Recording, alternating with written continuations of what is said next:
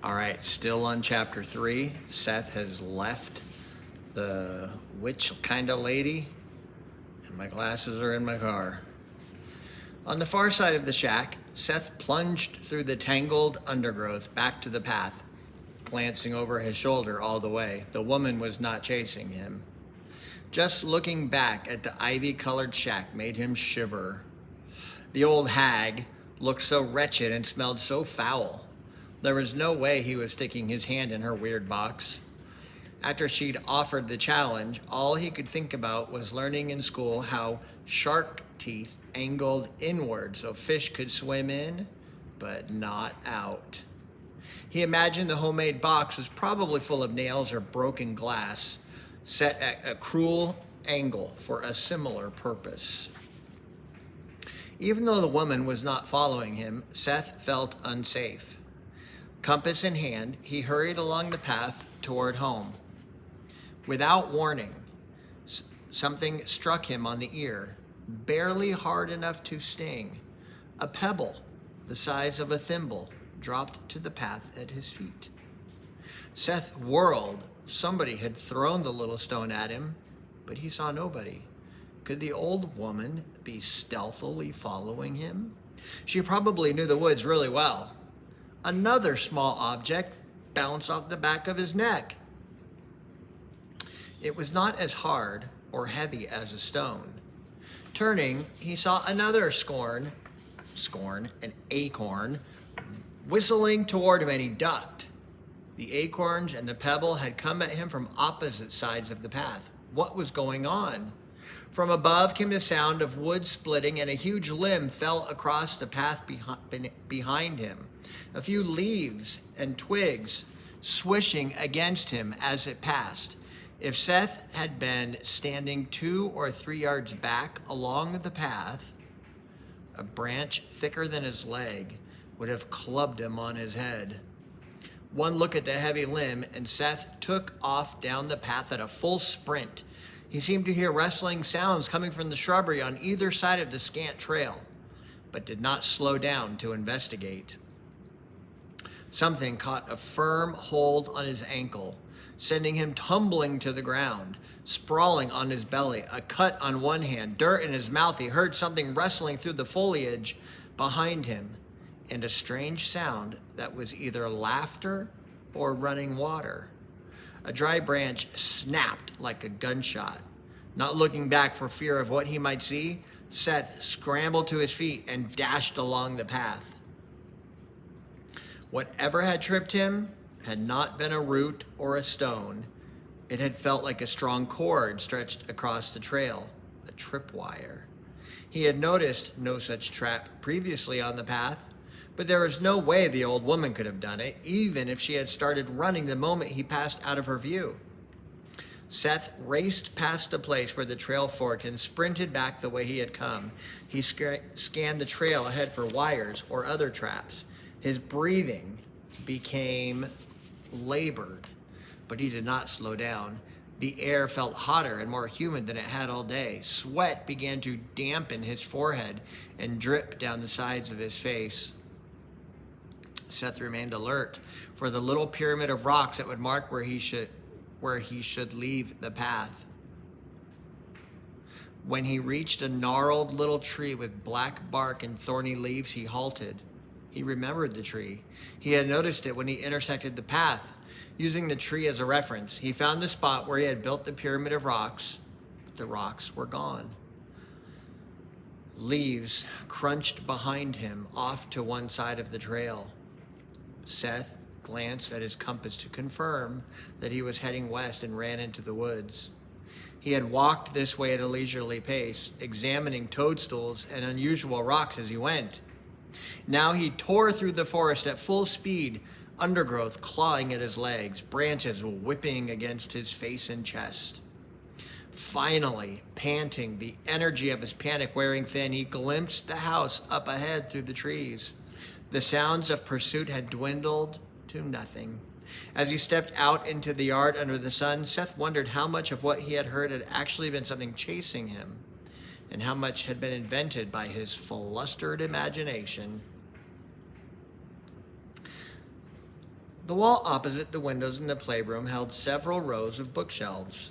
The doors to the stairs was built into that wall, and one of the bulky freestanding wardrobes was backed against it. Kendra held a blue book with golden letters. The title was Journal of Secrets. The book was held shut by 3 sturdy clasps, each with a keyhole. The remaining key, Grandpa Sorensen had given her, fit none of the keyholes, but the gold key she had found in the dollhouse armoire fit the bottom one, so one of the clasps was unlocked. She had found the book while searching the bookshelves for a trigger to a secret passage. Using a stool, Kendra had reached even the higher shelves, but so far the search had been in vain. There was no sign of a secret door. When she noticed a locked book with an intriguing title, she had quit the search in order to test her keys. With the bottom clasp unlocked, Kendra tried to pry up the corner of the book and get a peek. But the cover was solid and the binding firm. She needed to find the other keys. She heard somebody stampeding up the stairs and knew it could only be one person. Hurriedly, she shelved the book and pocketed the keys. She didn't want her nosy brother interfering with her puzzle. Seth charged through the door and slammed it behind him. He was flushed and breathing hard. Dirt smeared the knees of his jeans. His face was smudged with sweat and grime. "You should have come," he sighed, flopping onto his bed. "You're getting the bedspread filthy." "It was freaky," he said. "It was cool." "What happened?" "I found this path in the woods and met this weird old lady who lived in a shack. I think she's a witch. A real one." "Whatever." He rolled over and looked at her. "I'm serious. You should have seen her. She was a mess." "So are you." "No, like all scabby and gross. She was biting an old rope. She tried to make me stick my hand in some box." "Did you?" "No way. I took off. But she chased me or something. She threw rocks at me and knocked down this big branch. It could have killed me." "You must be pretty bored." "I'm not lying." "I'll ask Grandpa Sorensen if he has homeless people living in the woods," Kendra said. "No, he'll know I broke the rules." "Don't you think he would want to know a witch built a shack on his property?" She acted like she knew him. "I went pretty far. Maybe I was off his property." "I doubt it. I think he owns everything for a long ways." Seth leaned back, lacing his fingers behind his head. "You should come visit her with me. I could find my way back." "Are you nuts? You said she tried to kill you." "We should spy on her, find out what she's up to. If there really is a weird old lady living in the woods, you should tell Grandpa so he could call the police." Seth sat up. "Okay, never mind. I made it up. Feel better?" Kendra narrowed her eyes. "I found something else cool," Seth said. "Have you seen the treehouse?" "No." "Want me to show you? Is it in the yard?" "Yes, on the edge." "Okay." Kendra followed Seth outside and across the lawn. Sure enough, in the corner of the yard opposite the barn, there was a light blue playhouse up in a thick tree. It was situated on the back side of the tree, making it hard to see for most of the yard. The paint was peeling a little, but the little house had shingles on the roof and curtains in the window. Boards had been nailed into the tree to form a ladder. Seth went up first. The rungs led up to a trap door, which he pushed open. Kendra climbed up after him. Inside the treehouse, it felt bigger than it looked from the ground. There was a little table with 4 chairs. The pieces to a jigsaw puzzle were spread out on the table. Only a couple had been fit together. "See, not bad," Seth said. "I started that puzzle." "It's beautiful. You must be gifted." "I didn't work on it long." "Did you find the corners?" "No." "That's the first thing you do." She sat down and started looking for the corner pieces. Seth took a seat and helped. "You never liked puzzles," Kendra said. "It's more fun doing them in a treehouse." "If you say so." Seth found a corner piece and set it aside. "Think Grandpa would let me move in here?" "You're a weirdo." "I'd only need a sleeping bag," he said. "You'd get freaked out once it was late." "No way. The witch might come get you." Instead of responding, he started looking more intently for the other corner pieces. Kendra could not tell the comment had gotten to him. Oh, I'm sorry, Kendra could tell the comment had gotten to him. She decided not to tease him any further. The fact that he seemed scared of the lady he had met in the woods legitimized his story a lot. Seth had never scared easily. This was the kid who jumped off the roof under the misguided assumption that a garbage bag would work like a parachute. Yeah, it probably wouldn't. The kid who had put the head of a live snake in his mouth on a dare. No, thank you. They found the corners and finished most of the perimeter of the puzzle by the time they heard Lena calling them for dinner. Chapter 4, The Hidden Pond. Rain pattered endlessly against the roof. Kendra had never heard such a noisy downpour. Then again, she'd never been in the attic during a rainstorm. There was something relaxing about the steady drumming, so constant that it almost became inaudible without ever decreasing in volume. Standing at the window beside the telescope, she watched the deluge. The rain fell straight and hard. There was no wind. Just layer upon layer of streaking droplets blurring into a gray haze in the distance. The gutter below her was about to overflow. Seth sat on a stool in the corner, painting.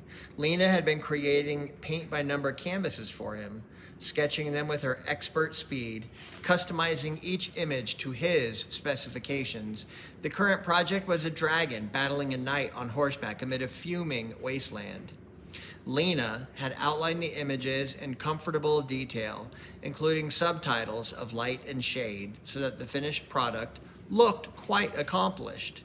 She had taught Seth how to mix paint and had given him samples of which hue corresponded to each number.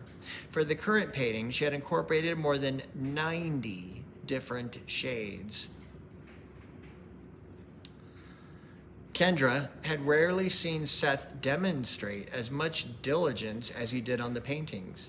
After a few brief lessons on how to apply the paint, including the purposes of different brushes and tools, he'd already finished a large canvas of pirates sacking a town and a smaller one of a snake charmer diving away from a striking cobra.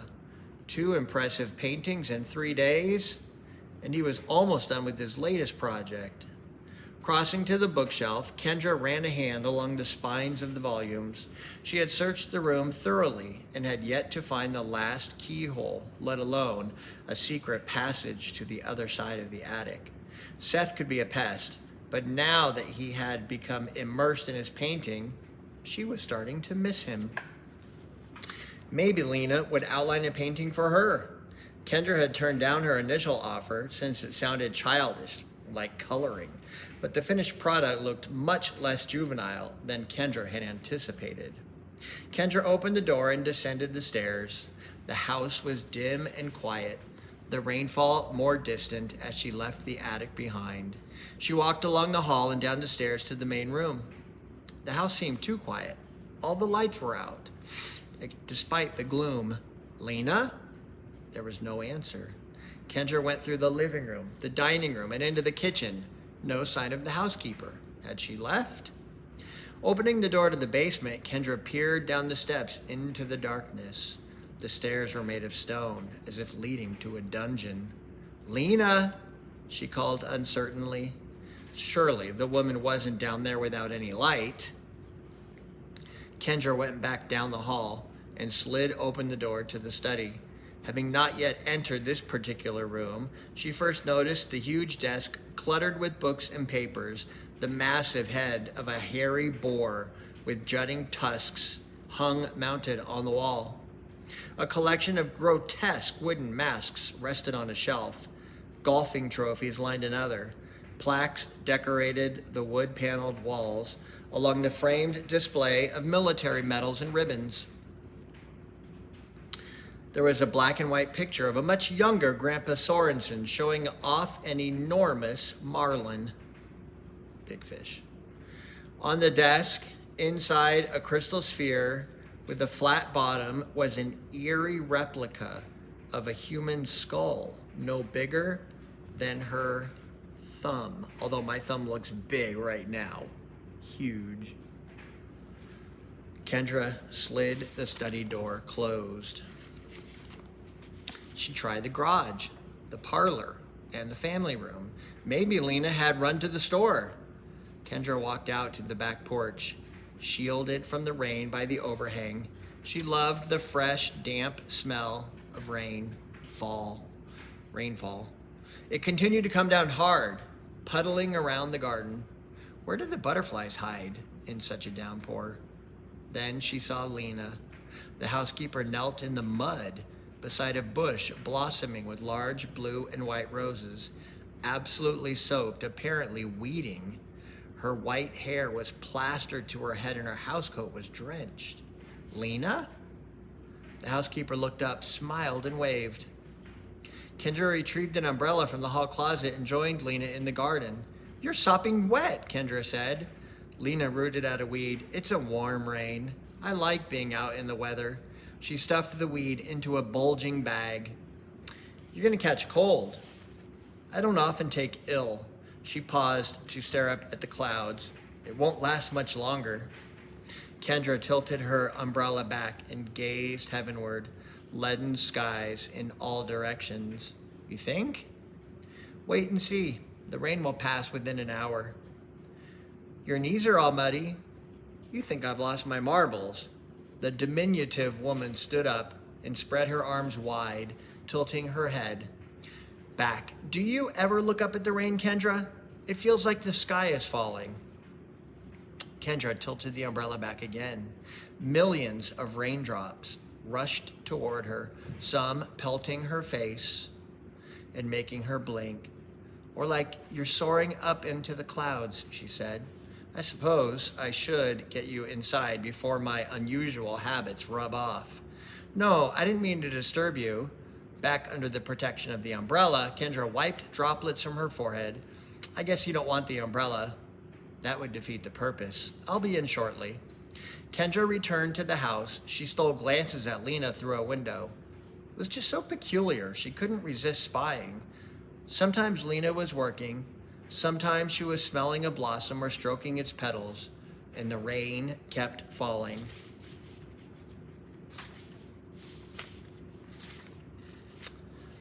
Kendra was sitting on the bed, reading poems by Shel Silverstein, when the room suddenly brightened.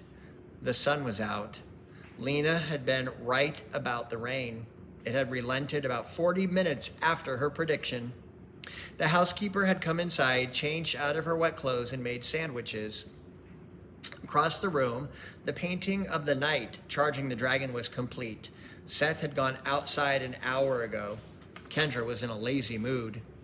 Just as Kendra returned her attention to the latest poem, Seth burst into the room, breathing hard. He wore only socks on his feet. His clothes were streaked with mud. You have to come and see what I found in the woods. Another witch? No, way cooler, a hobo camp. I'm not going to say. You have to come see. Does it involve hermits or lunatics? No, people, he said. How far from the yard? Not far. We could get in trouble. Besides, it's muddy out. Grandpa is hiding a beautiful park in the woods, Seth blurted. What? Said Kendra. You have to come see it. Put on galoshes or something. Kendra closed the book. That's a good place to stop. Until next time.